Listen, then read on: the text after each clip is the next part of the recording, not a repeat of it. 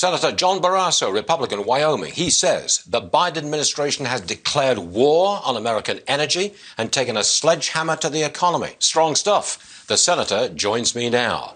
Sir, as the top Republican on the Senate Energy Committee, what can you actually do about this? Can you do something to stop it? Absolutely, we can, Stuart. We are going to continue to fight this administration and Joe Biden and what he's trying to do, because he has taken a sledgehammer, not just to energy, but energy jobs. We're talking about 1 million people who could lose their jobs. They're getting pink slips today. We know that people all across the country are going to end up paying more money to heat their homes and to drive because of the war against American energy that we're seeing from the Biden administration. Schools in Wyoming, lots of money comes in. All of these things are, well, we're going to fight it in a number of different ways, Stuart. We're going to certainly do it in Congress. There's a bipartisan group of senators and House members who realize how foolish this approach is by Joe Biden and the administration. We all recognize that when you have John Kerry flying around in his private plane and telling these energy workers, 1 million of them, that they should just go and work making solar panels, take a pay cut, make wind turbines, that's not going to do it. Today on the Senate floor, we're going to have an amendment on the budget bill starting this. There's going to be cases in the courts on these things.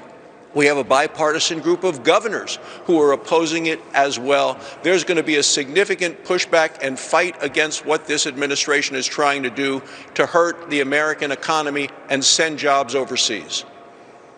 Okay. Senator Lindsey Graham just told Fox News that he expects Mr. Trump's impeachment trial to run 3, maybe 4 days. He also said, quote, if it runs longer than that, it's bad for the country.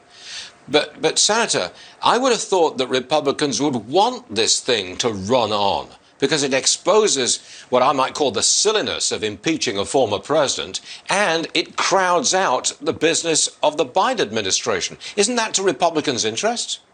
Well, it's to Republicans' interest to focus on what the American people are concerned about, which is getting back to work and getting our kids back to school and getting the coronavirus behind us. In terms of the trial that starts on Tuesday, I believe it's unconstitutional. This is a political process. It's a prosecution based on politics and political revenge. 45 of us in the Senate already have voted that it's unconstitutional. I know how this trial is going to turn out. The president is, at the end, going to be acquitted. If this were even legitimate, Stuart, you would have the Chief Justice of the Supreme Court presiding, but we don't. What we have is a Democrat senator who has already voted to convict President Trump the first time he was impeached. So we need to get this beyond us and get back to the work of the American people. Do you want to see the president, Mr. Trump, appear at his own trial in the Senate? Well, I'm not going to do the strategy for the president and his team, his defense team. They will make those decisions for themselves. I say, let's get the work of the American people done for them. And this, to me, this impeachment is completely unconstitutional, and the trial is unnecessary. Senator John Barrasso, Republican, Wyoming, thanks for joining us, sir. I'm sure we'll see you again real soon. Thank you. Thank you, Stuart.